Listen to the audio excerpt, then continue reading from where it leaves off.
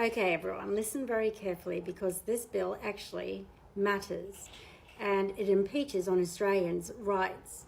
So I've just gone through over 140 pages of the Combating Anti-Semitism, Hate and Extremist Bill of 2026.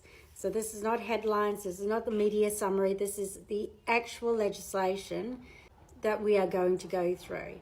And what I'm posting today is not a deep dive, this is just a map. So here's the short version. This bill does not protect everyday Australians. In fact, it punishes risk, not crime. It relies on intelligence, not convictions, and it quietly removes power from the court system, parliaments, and into the hands of police, ministers, and federal agencies. You don't need to be charged. You don't need to be convicted. You just need to be considered a risk. That's the shift. And a massive red flag is in Schedule 4, Firearms. This looks like a buyback scheme and a restriction scheme by stealth, but unlike John Howard's gun reforms, this does not require all states to agree. Instead, it shifts the decision-making to police commissioners, federal ministers, and national intelligence bodies. That's the biggest loophole in all of this bill. And let's be honest about this bill and how it exists. This legislation was drafted because of foreign, religious, and geopolitical conflicts, particularly involving Muslims and Jewish communities from overseas conflicts. And they have been brought into Australia, onto our shores.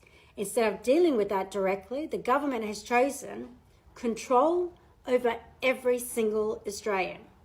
Australians lose rights, speech gets restricted, privacy disappears, property can be taken, and due process is weakened. And all without a guilty verdict. What I've put together is an appendix, a plain English breakdown of every schedule, showing you exactly where to look and why it matters. This is the foundation. Now, if you want a full breakdown, section by section with receipts, that's going to go up on my YouTube account and my Rumble account under paid subscription. This is serious, people, and we as Australians, we are being punished for bringing in people from war-torn countries with war-torn mentalities into a quiet country that was once upon a time considered the lucky country. We are no longer the lucky country.